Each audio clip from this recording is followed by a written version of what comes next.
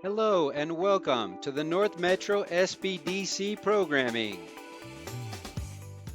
Welcome to your Thursday evening, everybody. How are we?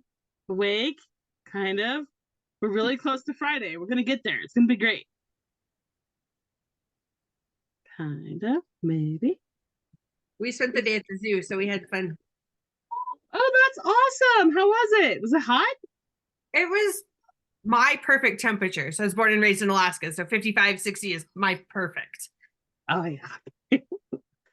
Oh, that's awesome, Mercedes. You're a girl after my own heart. I was in some meeting today and they were like, oh, it's going to be cold like in a week and a half or something. And I was like, I'm still hoping for a snow day. Like, I'm not ready for the summer yet. They say we may get it. It's like 3 days of snow or something. I'll take it. Okay. I'm ready. You know, Great. we're bipolar here, I think, in Colorado. So it's like, you know, you can't put away your winter wardrobe. Can't put away your summer. You just kind of like back east, you can put it downstairs or in the basement or whatever. Yeah. Too far to walk. It has to stay in the closet. Whatever day could be. No, otherwise it'd get boring, you know. It would like, be. Who wants We to can't. do the same We weather all can't the time? complain about that, you know. And then we complain. So it's like, you know. There's no winning. Yeah, we want 72, no wind. I'm on perfect weather, but the wind got really bad up here. I will say we live up north, and so we're up in Westminster, Broomfield, and the wind did get attention. Oh yeah, it was pretty serious. Yeah. All right, everybody. Well, I think we're going to get started. This is Nancy Barnett, and she's going to talk to us a little bit about marketing. So we're going to do some of that. And then around 7-ish or so, we'll kind of do some discussion about things to think about ahead of the finance conversation we'll have next week, and then also some organization type things, as well as a breakout room. And that'll be our evening. So Nancy, I will let you go ahead and get started. Okay, so hang on here. So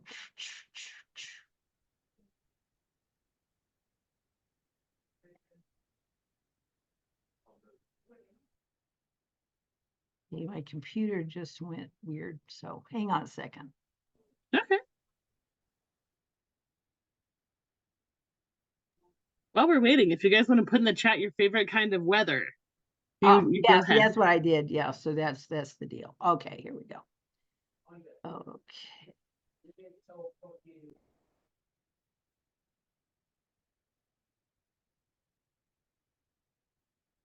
Okay, can you guys see that? Are we good? You can see a PowerPoint there. It says Yep. Market Smart. Okay, we're good. All right. So hang on. So you guys are free to ask questions. Okay. So don't keep these questions to yourself. All right. So I can adjust. So I just want to make sure that we get all of your questions answered. Because marketing is there's two pieces of businesses that it's been my experience that people are sometimes really worried about. And one of them is accounting and the other one is marketing. Because for most of us, it takes us someplace out of our comfort zone. And so it tends to be a bigger challenge of it. So, and we also, when we think marketing, we tag a more dreaded word to that. And that's called sales. Right? And so we have this picture of the, proverbial used car salesperson, right? I don't want to pick on used car salesmen, but right now I am. Okay. And with the idea that they're just waiting to grab us. Okay. So we can make a very poor decision. And so getting past some of those stereotypes in our head becomes really, really important in this process. Can you guys like put up your hands so I know who does what?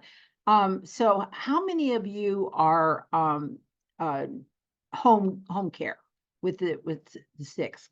Kind of like raise your hand or whatever, or let me know. I'm not seeing any hands, so I don't know. Up there, okay, Mercedes. I got Mercedes on there. Stacy's got her hand Stacy, up I too. see Stacy. Okay. And then, so the rest of you are centers, right? Is that correct? Can Pretty you much. guys Okay, just put your Jennifer's, yeah. program type in the chat so that we can just kind of see, like, just take a minute and put, program center, family childcare home, or haven't started yet, Yeah, or going to create a center or something like that, just so we can kind of make sure that we're doing this from the right perspective. right. So because your marketing is a little different depending on whether you're a center or where you are, if you're at home, but the principles are the same. But when you think about it, you guys are providing a much needed service. And you are in a space where parents are entrusting you with their children. That is an honor. That is truly an honor. And so to understand your role in this becomes really, really important. Okay. So when we think about mindset, what does that mean? What does it look like?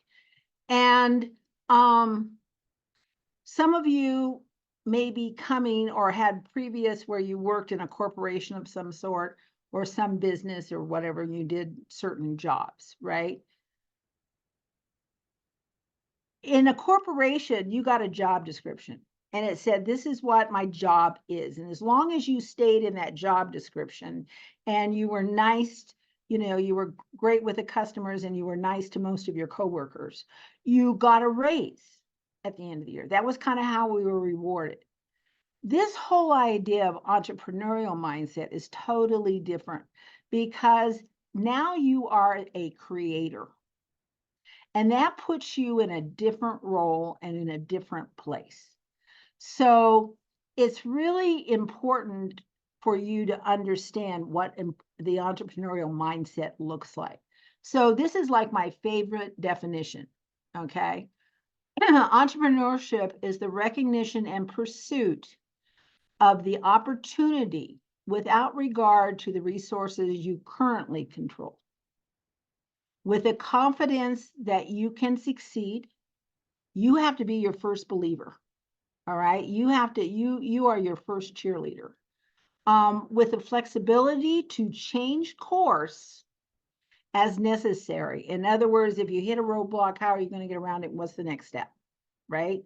And with the will to rebound from setbacks, because they will come. They will happen in the course of any business, in any businesses. So understanding that's this new role for some of us, and what we are doing is not a journey that most people take. Most people stay employees, right? And it's only a small percentage of people who branch out and say, I'm going to use my skill sets, I'm going to use my passion to do something special. All right. So really start thinking about how you are thinking. I want you, as we go through this in the beginning, especially, I want you to think about what happens in your head. Okay. So the really biggest killer of this is it's not the economy. Okay. It's not, we can come up with a list, okay, of what kills entrepreneurship. It's really self-doubt. It's doubt in ourselves, it's doubt in our surroundings, it's doubt in our abilities.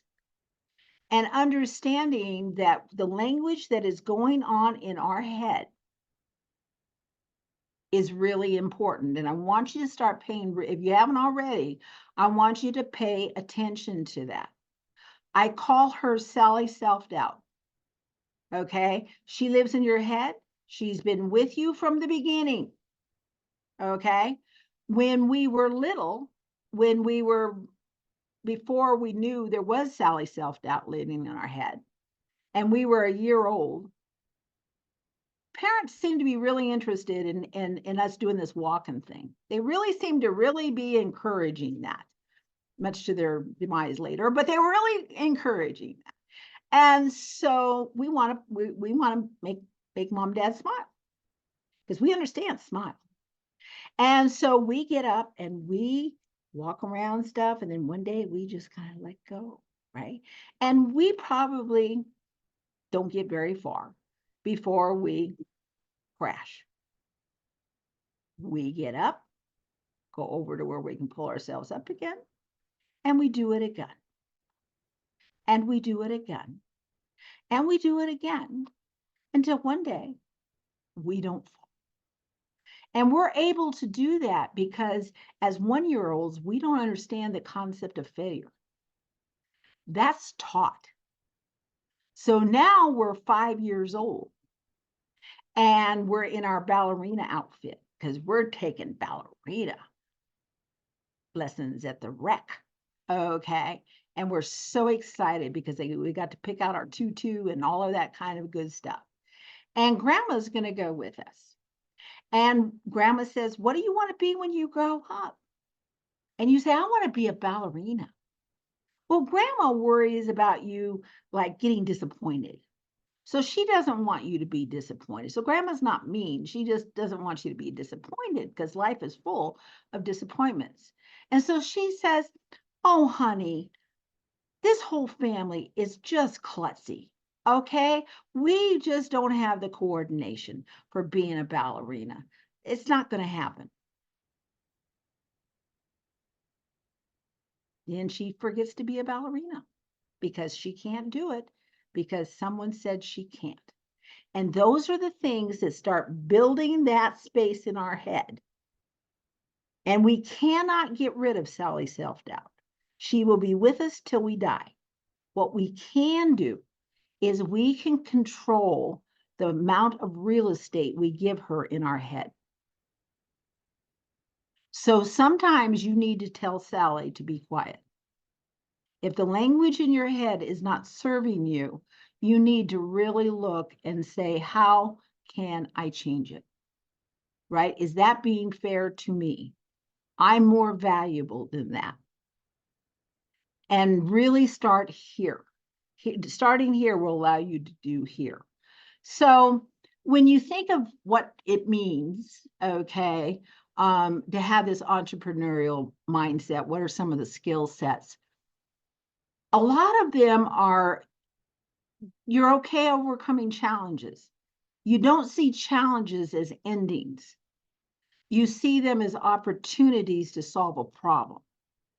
And when you start seeing how am I going to solve this problem rather than this is going to crash my business and I'm going to die, there's a whole different language thing going on there, right? And then one of the things with an entrepreneur, and this is where some of it just comes from education, some comes from instinct, and some of it comes from experience, okay? It's a combination of all those things. You learn to be decisive because being indecisive can cost you because you miss opportunities, you miss, and so really saying, I'm going to get the best information I can. I'm going to talk to people that can help you. That's what the SBDC is for. That's what we're for, okay, to come and throw ideas against us, and we'll use our experiences and what we've learned and say, well, have you thought, and go from there, right? But there are times you just have to sit down. This is the direction I'm going to go. Okay. Otherwise, you end up in standstill. So we don't want to do that. This next one is I was in corporate America for a long time. Okay. And I really love to blame problems on the accounting department. I'm just going to tell you right now, it was like they were the ones who wouldn't let me do something or things I wanted to do or whatever kind of thing. In reality, when you get your own business, you look around at who you can blame. It's a real small audience, right? So accepting the responsibility for outcomes becomes really, really important. Okay, there's no other departments to blame because you're every department. So, and then always look to get better. Always, I tell people all the time, you want to be a continuous learner. Because trends change, markets change, neighborhoods change, everything is always in flux. And so the better we get, okay, at being able to diagnose them before our competitor, okay, to get ahead of the group rather than be the last to know, the better we are positioned to succeed. So learning can't stop because things change too quickly. Technology, wow, how much faster can it get, right? So, and then always take continuous action on your ideas. In other words, once you set a road, what are my steps? I'm going to step 1, then when I get to whatever marker you set, then I'm going to do step 2, then I'm going to do step 3, okay? And it's that focus that is really important in this whole idea of what is an entrepreneurial mindset. So now we're going to talk about a marketing plan. And this really comes down to how do you get people to choose you? Because they got options, right? So why will they choose my business or my service over somebody else who's offering basically the same thing? What is going to be those factors that make them move to me? Okay. So here's some truths. I can't buy from you if I don't know you exist. Okay. So you have to have the marketing is helping people, is exposure. Part of it is exposure. How do they know you exist? Are you visible? What's your signage like? If you have a center, what's your signage like on the outside, right? If you are doing it from home, is the front yard look nice and neat and clean, right? Because I'm going to judge that before I even walk in the front door, right?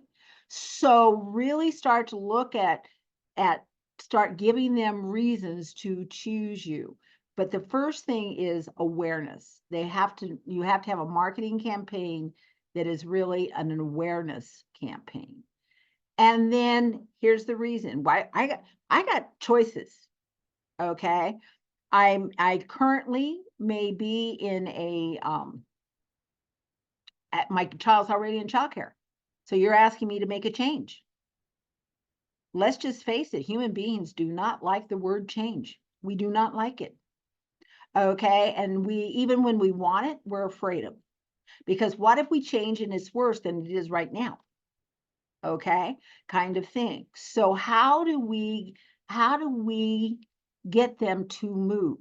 How do we get them to choose us, and for what reasons? And you guys have to get really good at letting them know what those reasons are. Okay, and that becomes your marketing language and all the stuff we're going to talk about in a minute. But again, they are buying you. They are entrusting you. They are buying what you say you're going to give them. Okay, so it is a awesome responsibility, actually. And then there is this whole idea of how is this set up? Okay, so when we talk marketing, okay, there's what we call the marketing plan. Okay, so the marketing plan is anything you want it to be. So because you're the boss, you can make the rules. Okay, so you can say first year, our goal is to have X amount of students. Our goal is to have X amount of revenue. Our goal is it can be whatever you want. Okay, again, you're in charge. Second year, third year. Okay, so that's long term. The strategy is where you get into all this part about neighborhood demographics, what's surrounding you, how far will people drive, all of those kinds of things that say, I need to understand my market so I can speak to my market in the way that they understand and can see my value. The last thing is the thing we often concentrate on first, which is the tactics. So on social media, oh my gosh, I can choose how many places to be on social media, right? I can do flyers, there's all kinds of things I can do. You can't do them all. So what you do is you pick a maximum of 3. Because if you're on social media, you have to run a childcare. You can't be spending all your time on social media writing blogs or doing whatever. So you have to say, okay, what are the 3 that I can do and that I can do as better than my other choices, or I'm going to learn to do? And those are the ones I'm going to concentrate on. And those are the ones I'm going to measure to see, in fact, if they are making a difference. So measuring outcomes becomes really important for this as well. So marketing has changed. Okay. It used to be, if any of you ever watched Mad Men, so that was, the 1960s and 1970s, the great age of advertising. Okay. And it's really about how we were advertised to. And they were mostly at that moment, they were on TV. Well, TV came a little later. First, they started with magazines, right? And then they went to radio. So we had radio, magazines, and then of course we had the TV stage, right? And they were very direct.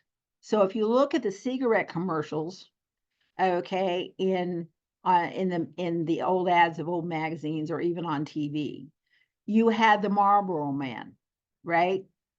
Good looking, rustic, good looking guy, right? All of the Marlboro men that did that advertisement for that Marlboro over the years, they all died of lung cancer, just so you know. Okay. So, but that was rugged, and they were very direct. Okay.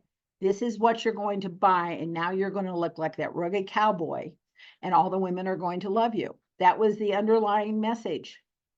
Okay. Now it's moved. Now it's very customer centric. It's very designed for that particular customer. It's very directed. So you have your marketing strategy, which is the plan to attract your ideal customer. And when I say ideal, I mean ideal. Not everybody should be your customer. You can say no just like they can. And if you see warning signs in the beginning, I'm going to tell you right now, they do not improve. Okay. So you have a right of choice there. And then your brand is what your promise is.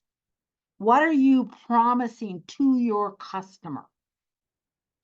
And then your digital strategy that goes into your tactics is how are you going to communicate them? Communicate with them.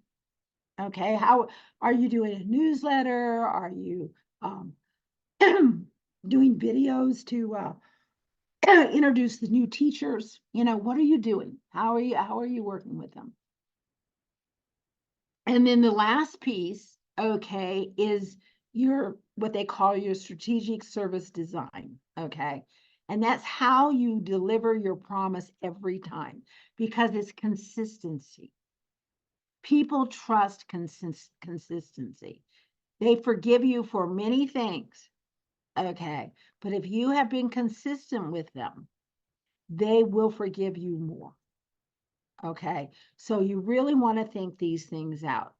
And Rolla has this presentation, and there's notes on all of this. I write notes down at the bottom. So you guys will have this too. So I just want you to know that as well. So you'll notice I didn't say marketing is not an option. I said effective marketing is not an option. There is a difference between those two. So we're going to talk about how do we get there. So a marketing plan comes before the marketing strategy, because that says what my goals are. And now I'm figuring out how I'm going to get there. So you're going to identify who your customers and potential customers are. Well, in your case, it's parents with kids. I mean, that's what it is. It's usually an age range, okay? Because if you're, depending on what your model is, and if you're at home or if you're doing a center, right? And then this idea is, what is they call it the USP, it's your unique selling point. That goes to why I'm better than the competition. This is my little edge. This is why you should choose me or my business over someone else's. And the image and brand, and a lot of times in childcare, we don't understand how important brand is. Brand is, it's consistency. It also says professionalism. Okay, if everything you send is a consistent, here's my logo, here's our, everything looks the same colors, whatever. It's amazing. They've done studies, like, we visually respond to colors. We visually get emotion, and we don't realize it, but we do, right? Is it a font that is easy for everybody to read? Because people should be able to read it, right? So really understanding that becomes a big piece of this.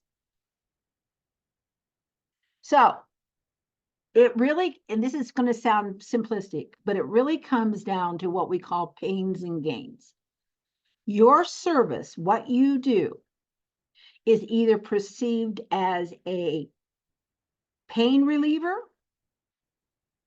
or a gain creator. One of the two. It's all about pains and gains. So the first part of this is what we call an empathy map.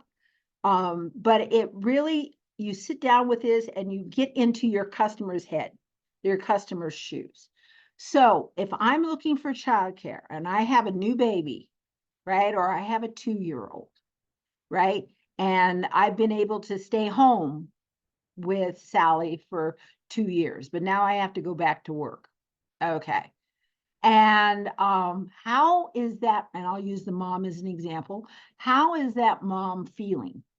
Because until you know how she's feeling, you can't deliver your marketing message or how you need to be able to solve, right, her issues, right? So when you think pains and gains, okay, you have to get into their head. So how are they thinking about this? They're having to go back to work, they've really enjoyed being there for Sally's, first steps and all of that, but they've got anxiety. All right. Or maybe it's a 6-month-old that they're having to bring in. What is happening here? What do they see? What do they see around them? What do they read in the newspaper? What do they see about happens to, terrible situations, right? When it comes to children, right? What's causing those anxieties for them? What do they hear from friends? What are they hearing from, their boss? Maybe their boss is under pressure and says, you're going to have to work some overtime or whatever, and you're going to have to figure this out. And they're thinking, I don't even know how I'm going to figure it out, right? So part of this is all of their issues, how they're thinking, feeling, whatever. And then how do you identify your service as a gain, okay, or as a pain reliever? So I want to explain, so I'm going to give you an explanation of this. Okay, so the explanation I always use is a few years ago, I was lucky enough, I got to grow up in Southern California, 15 minutes from the beach. Okay, and it was a great place to grow, a lot of orange groves when I was there. And I was also lucky because my parents bought one house and never moved. Okay, that I went to school with the same kids from kindergarten through high school. So I was really lucky. So I had a lot of good friends. And then about 20 years ago, okay, or so, it's been a little longer than that, my husband got transferred to this place called Colorado. And I like him, so I followed him. All right. So now I'm in a new place, and we love Colorado. Our kids all love, they married people over here from Colorado, so we're here, right? And so, but I still have roots. I still have roots in California, and one of my daughters lives there. And so I was my friend from kindergarten, Susie, she was on my Facebook, and she was saying, the big reunion's coming up Okay, high school reunion, you haven't been back for that, in 20 years, you might, how about coming? And I go, no, don't want to do it. So totally not interested. Not happening, right? Susie is nothing, and she's been this way since kindergarten. She's as persistent as heck. Okay. And she never stops. So one day I finally say to her, okay, well, okay. She's saying, we'll have a girls' weekend. I'll invite so and so. We'll all do this big thing for the girls. Isn't that going to be great? And so finally I said, okay, fine, Susie, fine. So this was February. Reunion was not till August. Okay, so I had time. So I bought my tickets. I made my airline reservation. So now I'm committed. Okay. What I'm thinking when I was talking to Susie and saying yes, what I was thinking to her really was, wow, okay, February to August. Okay, I can lose 25 pounds. I can do that. Okay. Because I have in my head that everybody looks like they looked when they were like, 18, right? And so now it's August 1st and the reunion is August 22nd. And I haven't lost those 25 pounds. Oops. Okay, this is a problem. Now I am in emergency mode. I am in panic mode. What the heck am I going to do? So now I go to buy my weekend wardrobe, okay, for this stupid reunion that I decided to sign up for. And so I have to buy a pair of jeans. I hate jeans. I have to buy a pair because we're doing this stupid barbecue before we go to the homecoming game. And I'm just really so upset I signed up for this, right? So I'm going through the tags on the jeans. And there's this tag, and it says something along the lines of, because of something they discovered when they landed on the moon, they have this new material that when you put on these jeans, you look like you lost 15 pounds. Oh my God, I am so in. I can't even tell you. I don't care what the price tag is. I don't care if I have to mortgage the house. I care nothing. Okay. And so I try them on and, they look sort of okay. I think, right, maybe. And then I go home and married to a wonderful guy who I've known all my life, okay, kind of thing. And I'm trying on I'm modeling my new outfits for my girlfriend weekend. And I have the jeans on. He goes, honey, have you lost some weight? Oh my God, I love this man. Okay, he is wonderful, right? So I go to California. Everybody knows to me, everybody's in the same size jeans I'm already in, okay, or bigger, okay, and I'm going, I had a wonderful time. I connected with people I hadn't seen in a long time. I'm connected with them now on this big Facebook page. I talk to them all the time, kind of thing. I was not buying jeans. I was buying confidence. So think about why people buy from you or choose you. And it is usually an emotional reason for that. That's what we call, it was a gain creator. Those genes were a gain creator and a pain reliever. So they can be both. So you take those things, whatever the gain creator, the gains and the pains, the customer jobs, that's what you do for them. That's what the service you are providing. And then you match it to what you offer, but you position it as a gain creator or a pain reliever. All right. So that is the beginning of how you start your marketing message. And when it's because it's not about the thing, it's about the emotion. And once you understand that, you start hitting targets where people respond, and they respond usually in a positive way from that standpoint. So, anybody remember these guys? Okay, so Allstate has these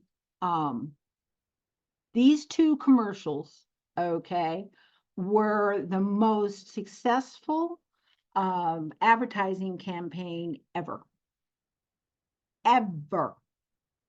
So the guy, you are in good hands with Allstate, right? Beautiful voice. Oh my gosh, right? And because when you think about why people, they're selling insurance.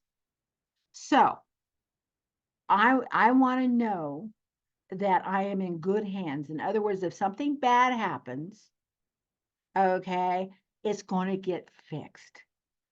It's not going to break me. Okay. You know, that the roof will be repaired, right? Or the car will be fixed, or I'll get a nice little bunch of money to buy me a new one, whatever it is. But they will take care of it because I'm in good hands with Allstate. So that's the people who care about safety. Those are the people who it's a safety thing for them. But then you have other people and use fear to get them going, but you use fear in a funny way. Okay, that's Mr. Mayhem. Funny, you laughed at him, right? But he's coming for you. And Mr. Mayhem can show up at your door at any day and just totally ruin your day. Okay, kind of thing. So I better have insurance so I avoid who? Mr. Mayhem. Those customers are driven by fear.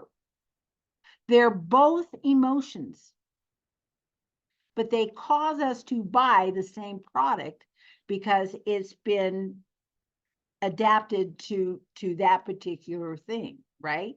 So again, and the fact that you still see Mr. Mayhem, okay, he's still out there causing havoc with that.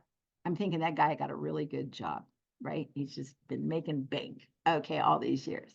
So now we get to, what do your customers care about?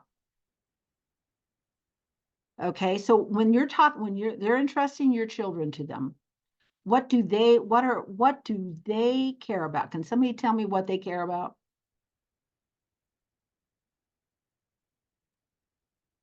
That their child's healthy and happy. Healthy and happy. Okay, what else?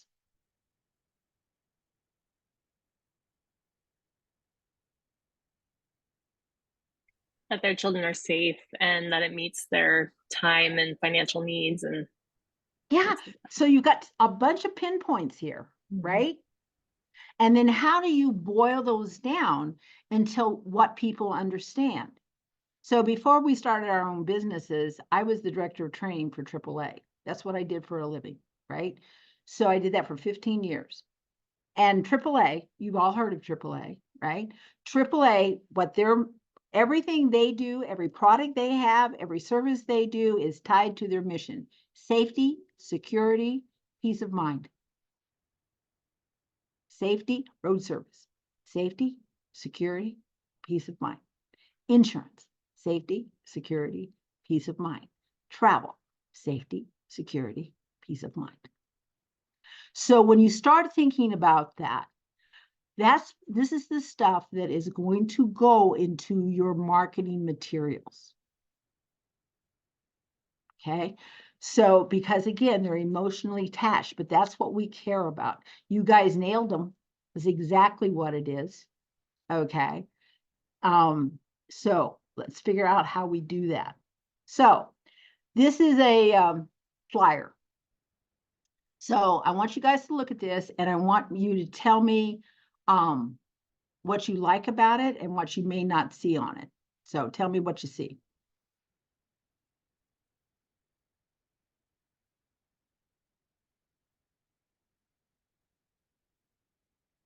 Highlights the educational aspect for the children.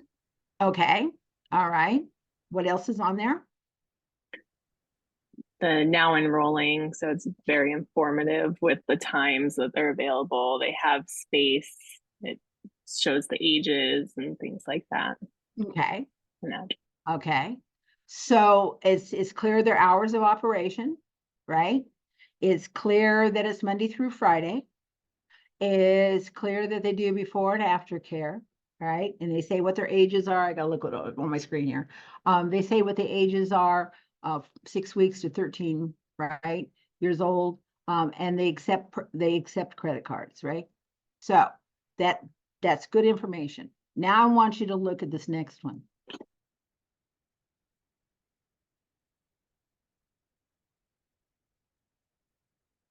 Now, some of it's just got filler there in the bottom, but what do you see first glance? What do you see? What's different from that one that you just saw to this one?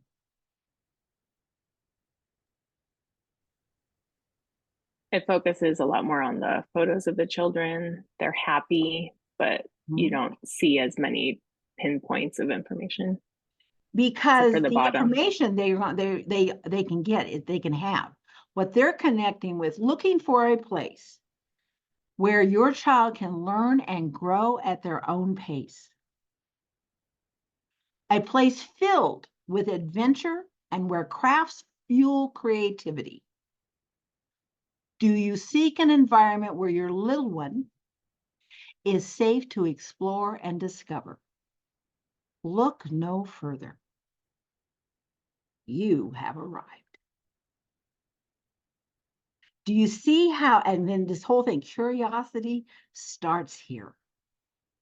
So it touches more to what is driving me to find the best place, because I expect to find out how when they're open. I expect to find out that they accept credit cards. I expect to find out what their hours are. Okay. But what the subject's taught, right? And then they had a lead line in there that says, we nurture the curiosity of each child so they grow in knowledge and in confidence of their capabilities. I prepare them for the school. I prepare them for learning. Which one's better? It would be the second one because the first flyer was very generic, and the second one he tapped into the emotional, made it personal.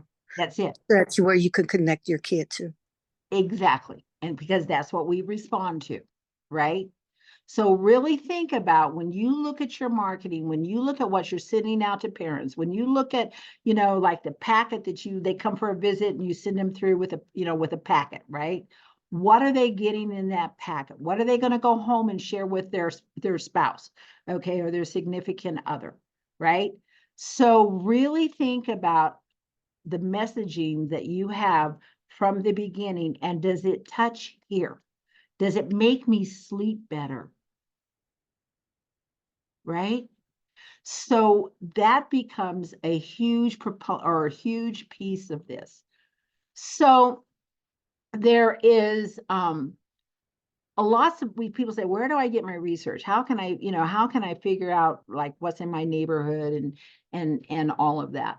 So one, okay, is the Denver Public Library. So I'm talking about the one on 14th Street, okay, downtown. You just have to have you have to live in the state of Colorado to have a Denver library card. Okay. The Denver Library downtown is the biggest library in the library system, which means they have more money to spend. Okay. Their third floor, way before COVID, was dedicated to business. They have tons of resources. They spend thousands and thousands and thousands of dollars on marketing, on marketing resources that you would have to pay someplace else for. It is all free to you with your library card.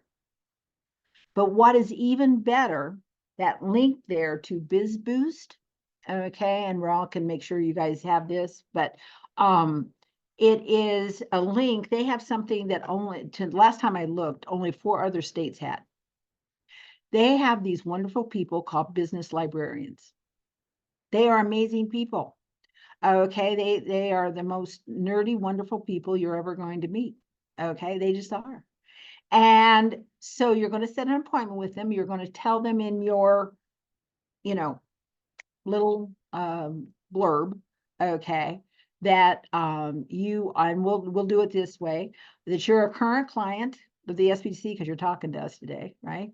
So because they save seats for you guys, okay, so you can get in faster. And then you're going to say, I'm starting a child care. If it's facility, you want to tell them that.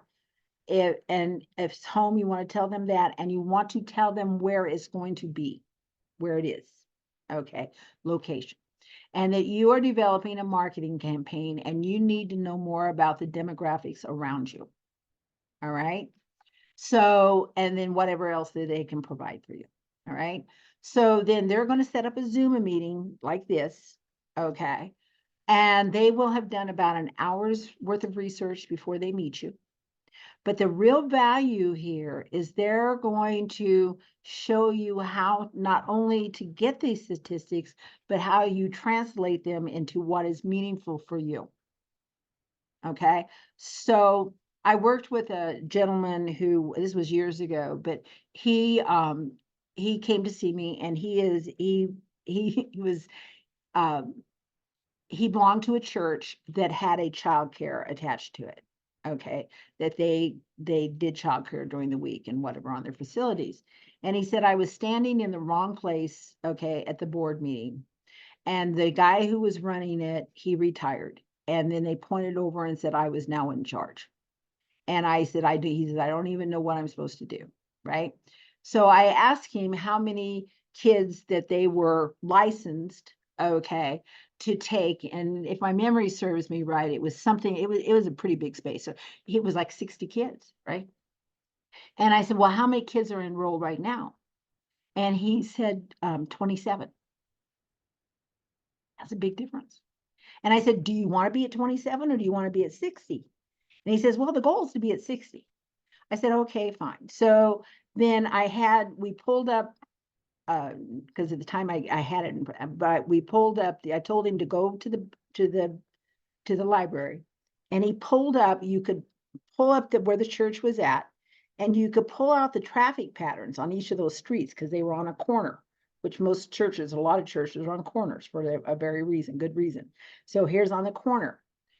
They had a huge sign, okay, that said childcare, preschool, taking enrollments, Do you want to know which street it was on? The one that had the most traffic or the one that had no traffic? It was on the one that had no traffic. So they moved the sign to the street that had traffic. And he called me about 2.5 months later, and he says they were full. Nothing changed, except that people were now aware that there was a child care center that they could use, and they were on their way to work when they saw it, or they're on, whatever kind of thing, right? So that's what the library can do for you. And then you can come and see us as consultants, and we can help you translate that. We can help you. We have people who do marketing. We have people who, we can help you with that. You don't have to do this by yourself. Okay. So then one of the things that I know that Dora and Raul have is they have the IBIS World Report. So the IBIS World Report, IBIS World is a huge global company. And what they do is they do industry research. And then they turn that industry research into these 35 to 70 page reports that banks believe. Okay. And they say things like, this industry did this much revenue the last 5 years. This is what we expect to happen in the next 5 years. And then it does like a SWOT analysis, which is basically strengths, weaknesses, opportunities, and threats. Strengths and weaknesses are internal, okay? Opportunities and threats are external. So they identify in your industry what the strengths are inside. So and what the strengths are for you if you choose to have them. And then you say, how can I take those strengths and leverage them? Okay. And the weaknesses, they're internal. So what weaknesses do you have? Okay. And how can you mitigate them? You may not be able to get rid of them, but you can mitigate them. And then opportunities is what this is outside. So opportunities, what's happening out there? What's changing? What's changing in childcare? What's changing in your neighborhood? Like if you're in a neighborhood, then is your neighborhood getting older? If the neighborhood's getting older, or the surrounding neighborhoods are older, there tends to be fewer kids because a lot of young people who start families, they buy new houses because they're easier to get loans on. Okay, they're easier to get into, right?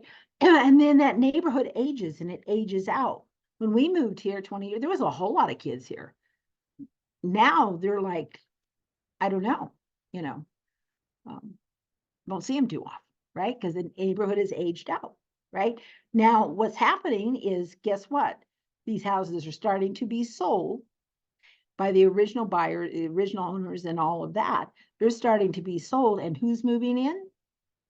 Young people who have what? Children. So understanding the demographics around you helps you figure out where you have to advertise or where you have to look. If you are near businesses, okay, you want to go to those businesses and you want to go to HR and you want to say, can I post this flyer, okay, in your lunchroom? Because people may want to have their children close to where they work. So if something happens and there's a boo-boo somewhere and somebody falls down or whatever it is, they can get there when? Quickly. So it can be close to their work or it can be close to their home, depending on where you're in. This starts to say, where's my target market, right? So that IBIS report, lots of great information in it. If you would order it from IBIS, it's $1,500 to $3,000. However, because we have a membership to it through the SBDC, you guys have it for free. So read it, okay, and see where you can use some of that information to your advantage. And then there is the Colorado Resource Book. So the Colorado Resource Book is a 75-page downloadable document, PDF. And the first 5 pages is everything you have to do to start your business up legally, to make all those entities like the federal government, the state government, and your local government happy. Okay, so again, okay, first 5 pages, startup group, and then there's pages of all the entities, all what they do, what they, you know, how to reach them, how to ask questions. It's all in that book. Okay. And then if you have any questions you don't know the answers to, you guys can always set up appointments with us and we can go through those with you as well. Okay. So again, you don't have to do this by yourself, but you got to set up your business right.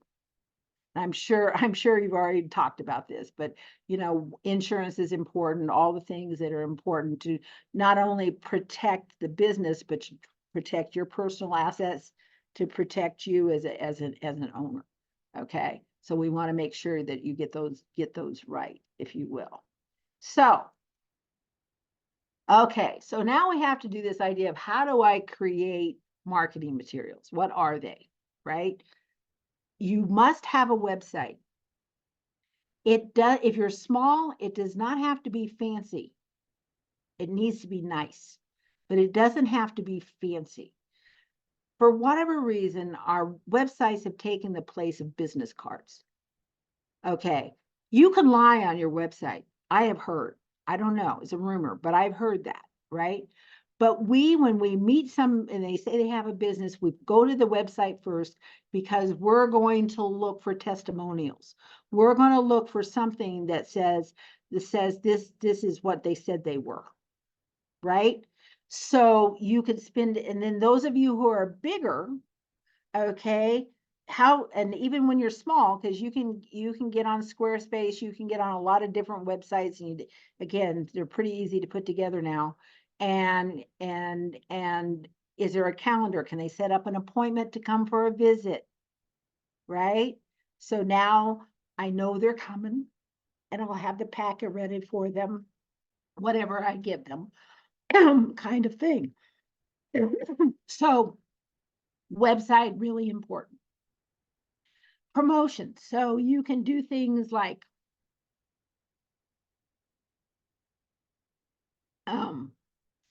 the first week is 20% off. okay, for them to decide if they really like it, if it works, if it's, all of that. You can do promotions. Promotions work when you say, if you sign up by X, so they have an ending date, so that creates what?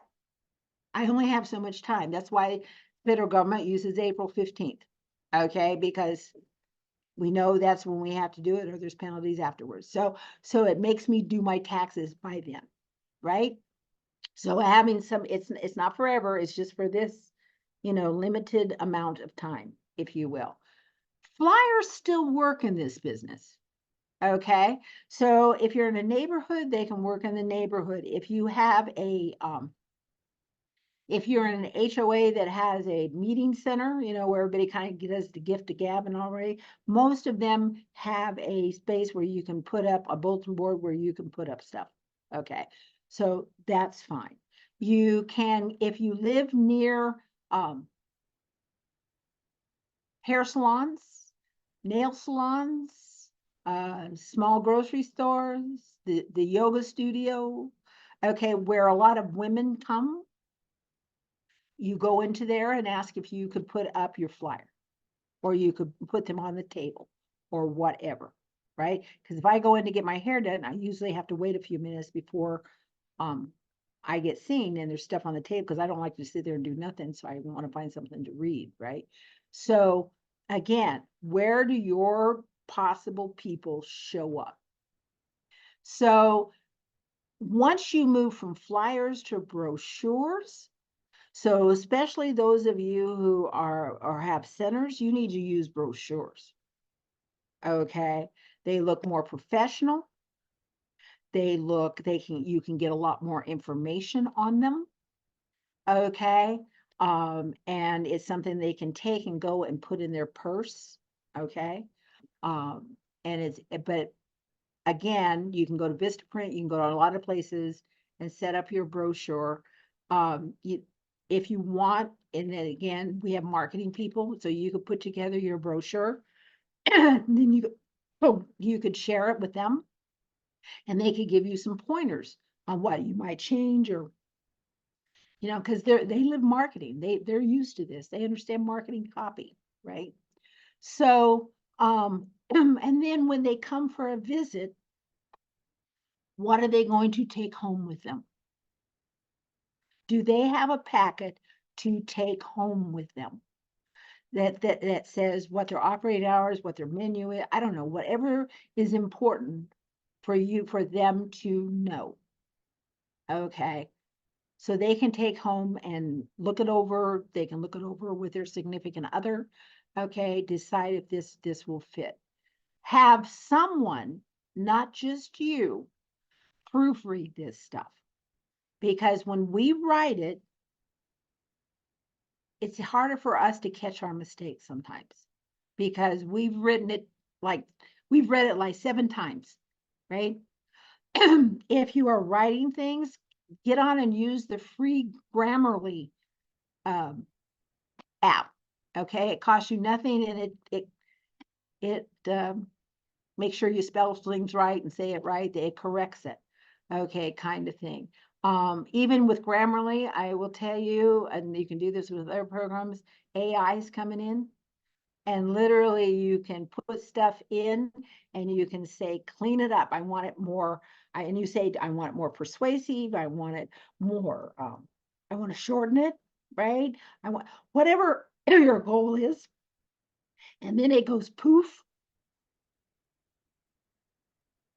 Looks good. Okay. So there's ways to improve that if you're not comfortable. Not everybody's comfortable with writing. Not everybody's comfortable with that. And that's okay, because now we have tools that help us do it better. Right? So, but make sure it's done right. Make sure it looks good. All right. And then referral programs are, you already have people, right? And gee, maybe they should be talking to their neighbors, right? So if you say, hey, if you refer someone to us and they sign up with us, and you can say they're with us, X amount of time. You can say 30 days, whatever you want, whatever your perimeters are. Okay. we will give you either a cash card or a gift card if you want, or a card to a nearby restaurant, whatever you want to do. Okay. An appreciation for you, because they were just your marketing person. They were just your salesperson, because they sang your praises. And if they know they're going to get remembered, you're going to come up more in the conversation, because they know they get something for it. That is human behavior. So then you have open house, grand opening, right? Or just a day for everybody to come in and see, right? So people, this is especially a big thing with those of you who have centers, right? So they can see how to meet the teachers, they can talk to them, they can, it feels like it's a good, safe place, right? And the teachers care. And the rooms have the kids' art all over the place. And it's neat and it's clean. And in your takeaway packages, what do you serve for lunch? What's the menu, right? So, and then you have your social media campaign, whatever that is, whatever you've decided that to be. So it's really about what they call touch points. How many times can you touch that same individual before they make the decision to actually buy? Okay, so looking at how you are organizing your business. So certainly, okay, customer service. So like when people come in, are they greeted the same way? Is the phone answered the same way? Right? Every time, right?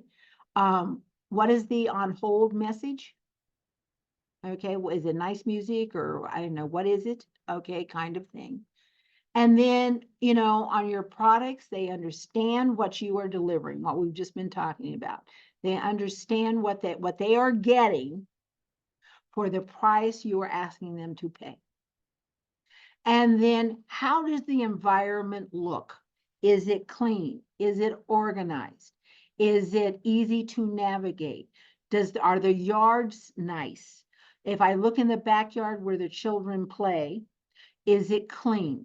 Is it, there's no things that look unsafe, right? So all of those things go into me judging whether this is a good place for my child or not. And then with the staff, when a parent comes in, the staff is trained. This is how you greet them. This is the process. This is how you greet them. This is this is what our customer service looks like. We answer the phone a certain way. We respond to questions in a certain way. This is all that training piece. Okay, so everybody looks professional. Everybody looks the same, right? So that's that consistency that we like as customers, if you will. And then when you think about like answering the phone and things like that, tone of voice, right? Is our message really clear about when we're open and when we're closed, right? How they would contact in an emergency, what would that be? All of that, right? And then really, how are you going to reach them? Is it direct mail? Is it what's your sales material look like so they can take that with them and take it home? Do you plan events? What are they? What's the event calendar? If you do those kinds of things, right? And just the general, you're really clear about your values, because they want matched values. Okay, so you're really clear about that in all of your stuff. So then you can create a great social media video. It doesn't have to be fancy. No one, if you've looked at YouTube, nobody now expects fancy. Okay, it used to be several years ago, you would pay a lot of money for a 60-second explainer video. right? Not happening now, okay? We're used to casual. In fact, we expect it, okay? It doesn't bother us in the same way that it might have bothered us before, right? So when you make a video, you really want to show the environment. Now there's rules, you know, the kids are not something you're going to film, okay? Unless there was some permission or something, but you can do their feet, okay? There's ways around that, or you could bring the neighborhood kids in and do a little thing, and it's okay with the parents because they don't care. But point being is what, show an activity, show the board, show the teacher interacting, right? What's on the walls, right? All of that kind of thing. What do you want them to, the parent to understand about the environment that their children are in when they are not there? That's what they want to know, right? And videos are more engaging than our other stuff. We watch these little, we're used to watching little short videos, right? Of this piece. So really think about what your video looks like, what your entree looks like, you know, kind of thing. And then again, you can work with our marketing people. They can give you hints on how to do that as well. And they can actually hook you up with some technology that makes it really easy to do. Okay, so that's something that they're really good at. So here's one. Now they got permission to use the kids.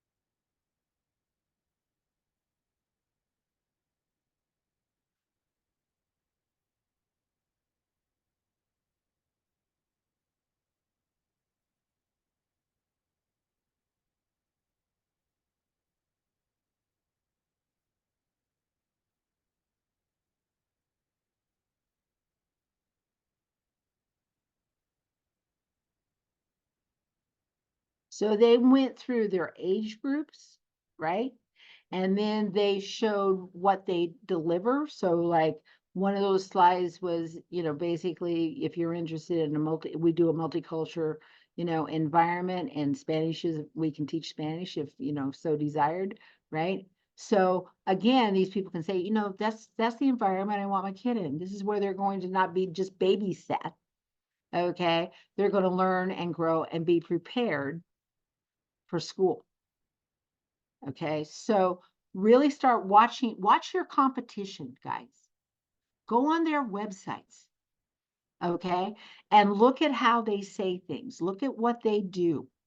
One of the ways to market research is you find a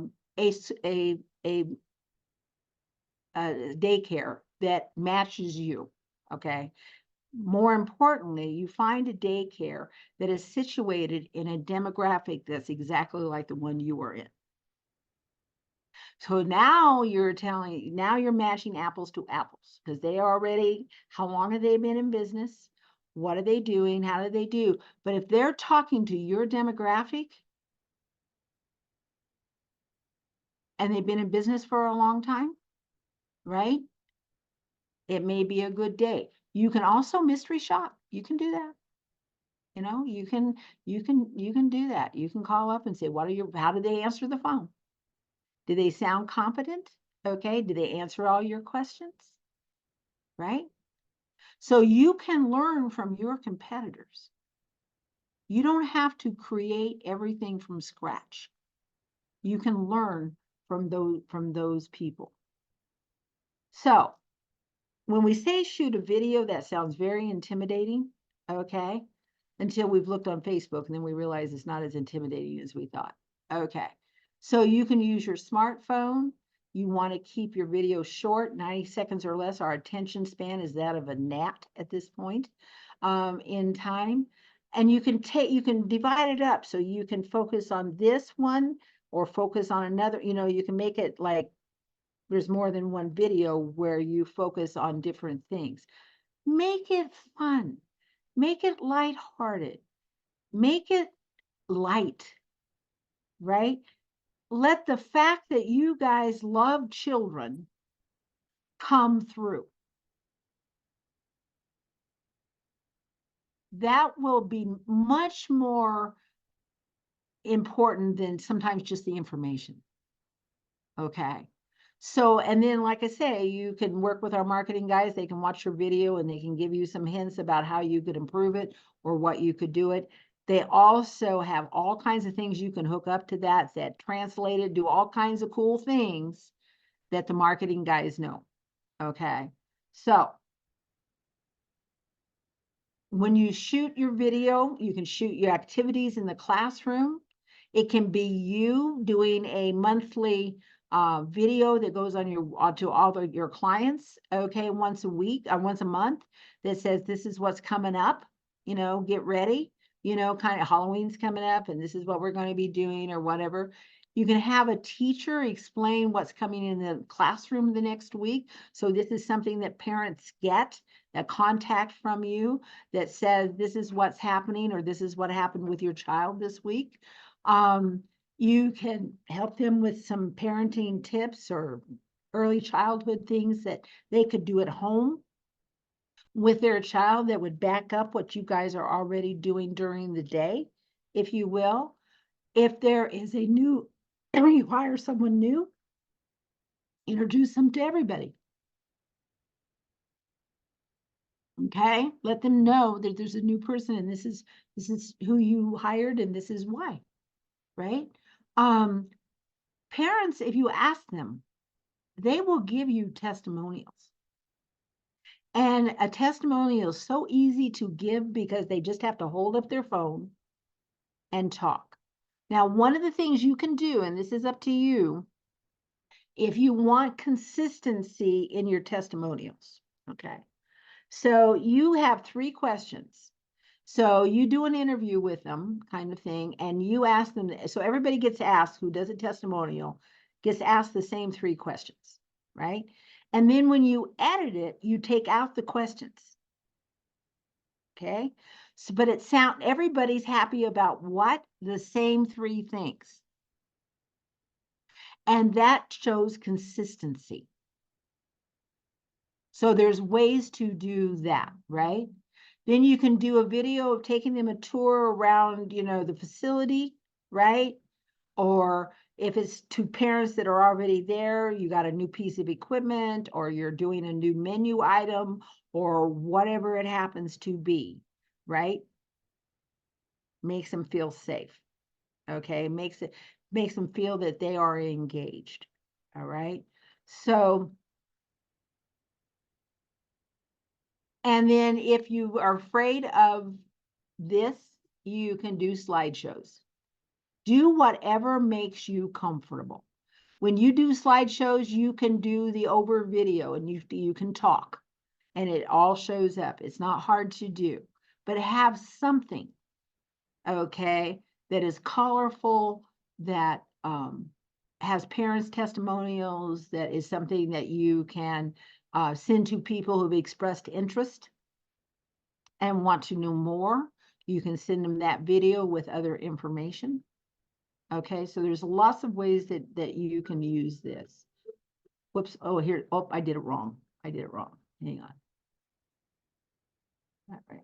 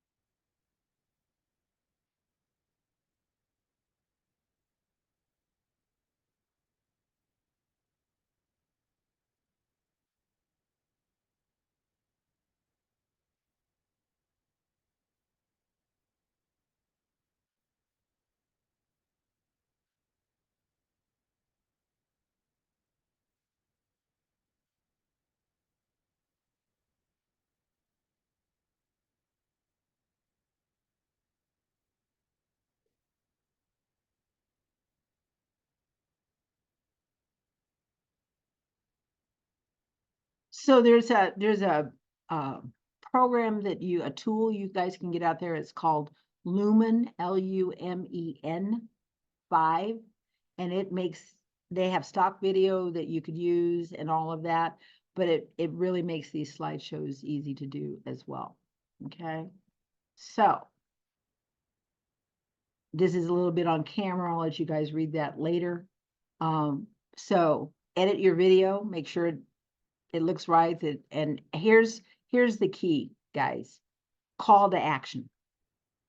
You've got to give them a reason to sign up now. Where's the benefit? Encourage them to sign up and get that seat before it gets what? Filled, if you will. So marketing never, yeah. Real quick, we've got a quick question. Yep. What's the name of that software or that It's site? it's Lumen 5, Lumen 5. Okay, and then on the screen up there, I also, and you guys will get this, but I also listed some other ones too. Okay, Thank find one that works for you. Oftentimes they have a free like one that you can use like to practice with or whatever and see if it works for you. And if it does, then you can, sign up for it or whatever, if it works. Questions?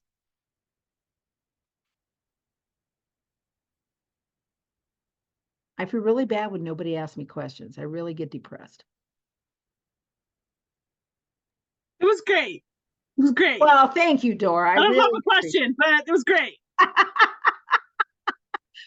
But yeah, it's not as, once you start doing it, it's not nearly as scary as you think it is. Right? So, but just approach it methodically. And have those components in it. And then, like I say, there's plenty of help here. Meredith, you've got a question. Yeah. So do you have any pointers about websites? Is there a threshold for too much information? A minimum? Just to kind of compare, I've looked at different schools' websites and there's a lot of variety. Just any additional pointers about website? I was certainly there. One of the consultants here, Peter Brissett, he is one of our marketing guys. Okay. And he's a website guy. Okay. So one of the things I would say to you before I answer that question, for my opinion, but once you start developing your website, you can have a meeting with him and he can look at it and he can give you some pointers as well. Okay. Because that's what he does for a living. That's what he does. All right. So I think you can give too much information. Like, people don't read as much as they used to. Let's face it, they don't, right? And so we become very visual. Okay, so I think if you can tell the story with few words, fewer words, if you will, not no words, but fewer words, but get the feelings through the pictures, I think it's better. I don't think, and you want them to some degree, you want to give them enough information, but you don't want to give them too much so they don't think they don't have to call you, because you really want them to call you. You really want them to call you and set up a tour. That's what you really want. So look when you look at these other childcare websites, put yourself as much as you can in the role of a parent. Okay. And say, what as a parent, did that appeal to me? As a parent, would that have answered my question? Would that have been one of my top concerns? Right? And then what did they do at the end that got people to take the next step? Right? And what you'll start finding is you'll start finding consistency with this. You'll start seeing the same kind of thing. And so you're going to be looking at websites from these big child care centers. They spent thousands of dollars on that website. Okay. Take some tips, right, in how to do it. And then there's great, like I say, there's great, there's tons of Squarespace. There's a bunch, okay, that you can do. They have free, they have pictures you can use. They have a library, for it, if you will. So you're not using things that, aren't licensed for you to use. And really create, I want you to think about this word engaging. I want it engaging enough that they will watch it all the way through. So you need to hit their heart, they hit this first, and then they'll listen. They'll listen to the time. They'll listen that when they're up and all that kind of stuff. That's different. Those are the rules. Okay. But I just want to know my kids in a safe place where they're growing, they're learning, and they're becoming the best little person they can be. I have another, just a kind of more of a general question. Does anybody ever use short videos just as a way to just weekly communicate to their families? It's just a question for anybody. No, Meredith, you can do that. I think it's great. I think that's an absolute stunning idea. Okay, so now you're showing Johnny, putting together a puzzle, and he's smiling, or he's like really engaged in the, in whatever the activity is. Okay, so you're bringing the parent into the classroom without them being in the classroom. I think if you can do that, I love that idea. I'm going to put it in the presentation because I think that was it's perfect. Any other questions? Angela has her hand up as well. Oh, I'm sorry, Angela. I have two questions. I don't know if we'll have time for both of them. The first one is about logos, because I'm trying to figure out a logo and colors and theme and that kind of thing. Any advice on that? Okay. So I would make an appointment with one of our marketing guys. Okay. They can help you know where to go for those, like resources and things like that. You're not a Fortune 500 company, so you don't have to like spend huge amounts of money on this, right? It's really about developing consistency. Okay. So your colors are all the same. How you end, like if you send people an email, what's in your signature line, kind of thing. And it's really more about consistency, if you will, but taglines are fun. They're interesting. Okay. So I will give you real quickly an example. I'll give you an example of one that we have two businesses, but I'll give you the example of our first one. And, it's an accounting company. I'm not the accountant, so no QuickBooks, right? But when we were naming it, we were trying to, people are afraid of accountants. I'm just telling you, those are scary people, okay? And we wanted to be really approachable because part of our model is not only to do your books and whatever, but it's to teach you, okay, to teach you to understand them. What do those numbers actually mean? Kind of thing. So that's kind of our gig. Okay. So we named the company APUS Business Solutions. That says nothing about accounting, right? But APUS is Latin for honeybee, because we believe it takes a hive of professionals to support small business. Okay, so that was our little premise going on here. So our bee has no stinger, because our tagline is we take the sting out of accounting and bookkeeping. Our tagline is really we take the sting out of. That's what our tagline is. So we're doing accounting and bookkeeping. For when we first started the company, and we did it for several years, and then we stopped because I got busy. But I had an HR. I come from HR, right? And I had my SHRM, all my certification, whatever. So we could take the sting out of what? Human resources, HR. We could take the sting out. We could have been done marketing, could have hired a marketing person, and they could have done that, right? So really think about that. And then our second business, it's an entrepreneurial training program. Who knew, right? It's online. We sell directly to people, and it's EL3 is what it is. So it's, nobody knows what EL3 is, right? But it's training, basically learning, okay, to the third degree.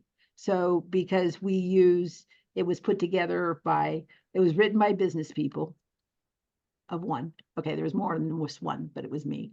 And then it was put together by educators. We used school teachers, okay, who are online experts to put it together, right?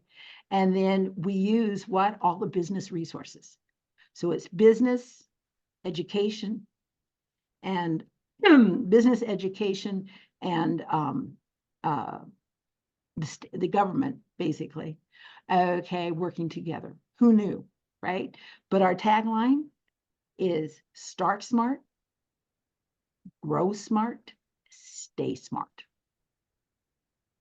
So when you think about how are you going to catch their attention in just a few words? There's another marketing guy there. His name is Mike Saunders. Mike is like the branding guru. Okay, because I want to tell you, if you think we came up with we take the sting out of, I'm sorry, it was not us, it was Mike Saunders. Okay, he was our person. He was our person at the SBDC, because we were clients a long time ago, and he came up with that. So Mike can work you through that process as well. His brain works really fast. I mean, I'm telling you, it's it just goes, okay, kind of thing. But he's really good at boiling it down to 3, 4, 5 words. So when it comes to logo and that, make an appointment to see Mike Saunders. Do you have another question, Angela? Do we have time? Yeah, I'm okay. Yeah. Okay. And maybe I can just meet someone personally too. But I'm getting ready to start my own school. We're just under contract now, so I think everything's coming together. But it's gonna be that crazy in between time. I know. And so I want to get things together so that soon I can kind of open up and advertise and get parents, get teachers. But then the timeline of that is hard. I can't do tours because the place isn't going to be set up yet. And so it's going to be this weird tricky in between time.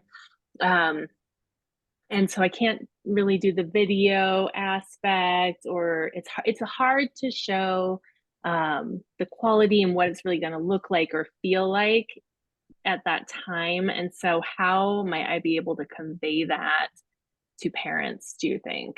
One of the things, and again, this goes to your comfort level, okay, kind of thing. But I think if you start talking about why you've decided to do this, and you do a video about why you are doing this, I think that would, because we want people to connect with you. I think that could be a good place to start.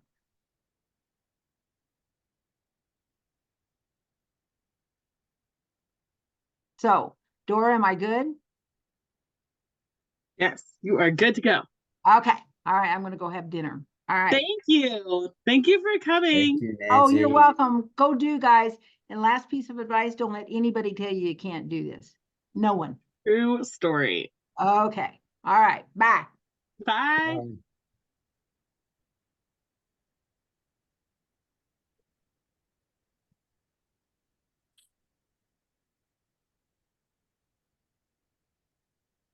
Okay, I am going to stop Nancy's screen share and do something else. Okay. How are you guys doing? Having fun? Still awake? Doing the things? Kind of? Sort of? Yes, we're here. Doing stuff. All right. So Nancy talked a little bit about the SWOT in her presentation. So we're going to kind of build on that a little bit. So we're going to, I know last week we didn't have a lot of like group time, and that's really something that I think we need to have a little bit more of this session. So along with marketing, SWOT kind of fits into that pretty well. So we're going to kind of go over this a little bit and then get into some breakout rooms. So the SWOT analysis, as she was saying, you know, there's internal pieces of strengths and weaknesses. So maybe one of the weaknesses, Angela, for you might be, you know, I'm not a physical presence yet. So like I don't have pictures or the art of what the room will look like or whatever, like that could be a weakness. But there are strengths in that if you hear parents are interested in a specific type of furniture or a specific type of playground, like nature-based, or a specific curriculum or whatever, like the strength you have is that you're still kind of pliable with how you're setting up your program. So thinking about things like that is really important. And then the external opportunities and threats, usually funding is always kind of a threat. So that's kind of always there. But thinking about, you know, is there another program that's on the same block as you that is basically trying to do the same thing? Is there a threat of maybe a lack of children? Like for some reason this year, there's not a lot of 4-year-olds, specifically in Denver. And that is like really a struggle. So it's kind of something where we're always assuming that there'll always be children, but there are kind of waves of different ages as they come through. I remember there was a big infant boom not too long ago, and it was crazy. And then the opportunities you have. So what are the opportunities that you have externally? Maybe that's a partnership with the library. Maybe that's having the Colorado Ballet teach your children classes, or an art teacher or something like that. And then I would say for you guys in early childhood, one of the biggest opportunities is always who you are and what you believe in, like those values, like we talked about, you know, last time. Like, what are the things you value? What are your core beliefs and your mission statement and your vision statement? And how are you kind of guiding your business from those things? Because those are what really resonate with people. So is it transparency? Is it play? Is it fun? Is it, you know, kind of what are the pinpoint things that you want to really think about? And when you go through those areas, that will help you a little bit too with marketing. So what are those opportunities specifically? Like we are a play-based, Montessori inspired program with a nature-based playground located in Loveland. Like that is a huge thing to be able to say. And it's also important to pick out those words that really resonate with parents, because a lot of parents might not, I mean, most people know what Montessori is. The nature-based playground, maybe that's something you have a picture of on a flyer or something. But really kind of using those specific words, because there are things that parents are specifically looking for. So those things are really important to think about. Okay, I'm going to put you guys in a breakout. We're probably going to do a good like 15 minutes because I know we didn't do one really last time. So I'm probably going to put you guys in some bigger groups too, so you can really get into some nitty gritty with a bigger amount of people. So we're going to think about marketing. What are the ways you're currently marketing? Is there a flyer you've tried that worked really well? Are you kind of at step one where you're like, I don't know what to do? I think I put in the chat too, like it's always good to market where there are children. So whether that's library playtime, whether that's, you know, if there's any kind of jungle gym or rec center or a park that might have like a bulletin board. I always love Nextdoor. I will talk about Nextdoor all day. I don't care. Nextdoor is really important, and it targets the parents in those specific neighborhoods. So it's really, really great to have. Whereas Facebook is kind of broader, and a lot of other things are kind of just fishing out and wherever. Like Nextdoor, you know that you are trying to target people in specific neighborhoods that are close to your business. What materials do you have? What are you missing? Do you have a good website? Is that helpful? Have you had somebody look at your website? Have you had current parents just kind of be like, hey, I will give you a free Starbucks gift card if you'll come in and just kind of preview my website and tell me what you think of it? Things like that. Like, what have you done that way? What's worked well? And kind of get some ideas from each other, specifically on what's worked really well that you've tried. or anything that might be a little bit outside the box. And then take a second to really think about that SWOT analysis. Like, what are the strengths you have specifically, and what makes you different than a lot of other early childhood programs? Because there's always something that makes us unique. I mean, family childcare homes are super unique for all the reasons people love them. Same thing with centers. And then once you get it kind of broken down into the curriculum that you have, or the environment you're in, or the types of materials you have, or how you are really guiding and teaching children, like all those things are really unique and important.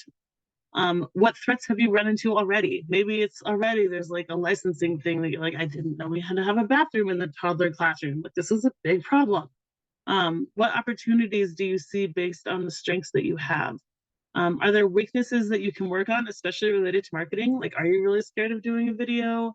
Or do you kind of struggle with how to incentivize your parents to participate? What are some things like that that you can look at? And then what strengths do you have in your organization? And really, how do you promote those strengths? Because the bottom line is that there are tons of early childhood programs. Like, there is childcare. I mean, really, there's not enough childcare. Never mind. There's a lot of different programs. And so for a parent, it's like, yes, childcare. They don't know what makes you special, or sometimes even what they're looking for, especially for like new parents that have a new 2-year-old or 1-year-old they're trying to put into care. Like, they don't know what to even look for. So how are you like kind of guiding that process and helping not only to promote your program, but to inform them on what to look for? So we're going to take some time to think about that. I'm really just going to put you guys into 2 groups. So you probably have about 6 of you guys in each of these rooms. We're going to do a good 15 minutes. So that will bring us back at like 7:50 or so. And then we'll do some questions. And I think we'll call it a day after that.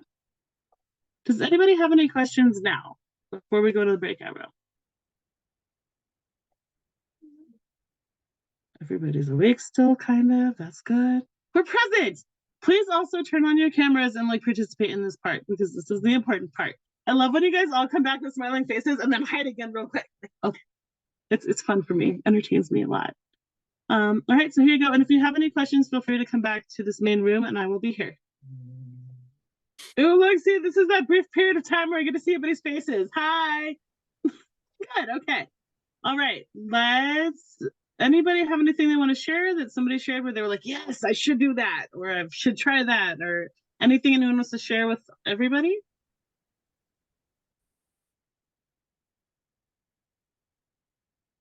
I just love that there was like a lot of word of mouth. So it seems like that really is one of the most helpful things, is just the testimony of other people and people who are comfortable with you already and sharing that information. So Definitely. Parents talk, for better or worse, parents talk. It is definitely a thing. I would suggest to everybody just to try to use Canva for any posters or anything like that. It's a really easy platform that's very professional, gives you a lot of ideas. So that's a great resource. What is it called? Canva. It's like a poster program.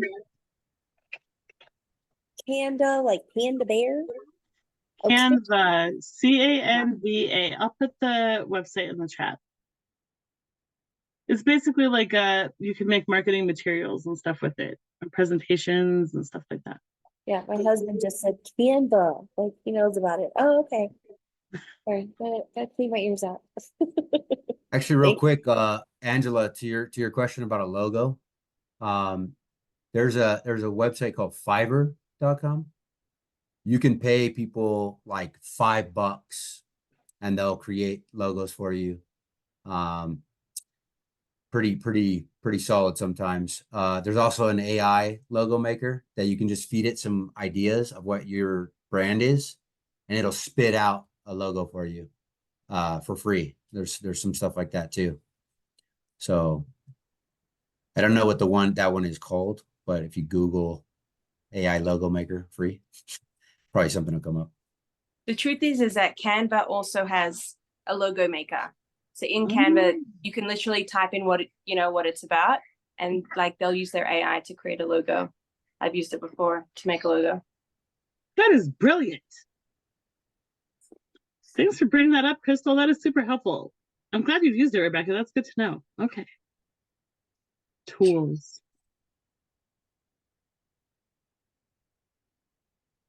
Anyone else? Things to share? Tips, insights, thoughts?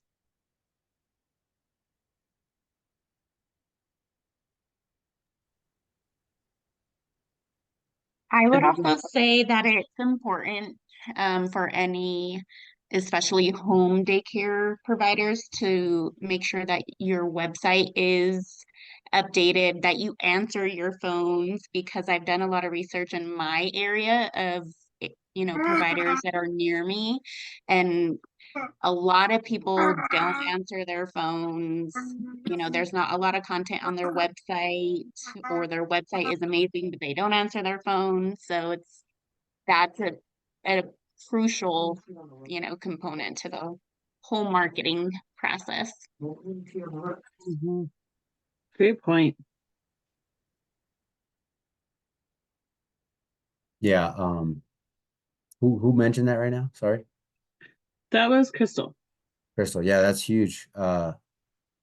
There's a saying, speed is king, when it comes to responding to leads or people who are interested, because they'll just move right on to the next number, and then they'll pick up and say, hey, we'll help you. And boom, they just got the client or the customer.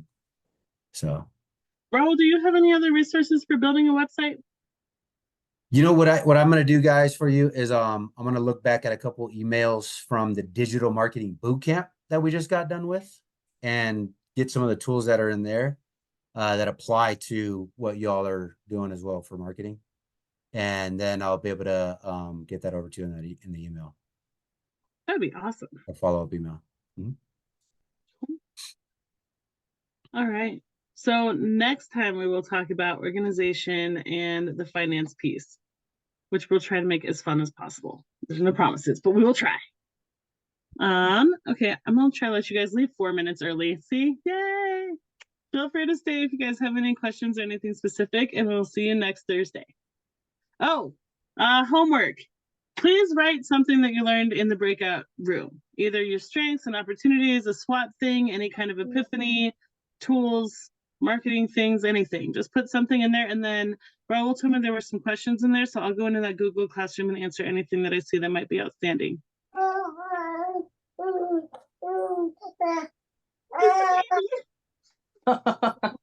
Extra credit for infants. Yes.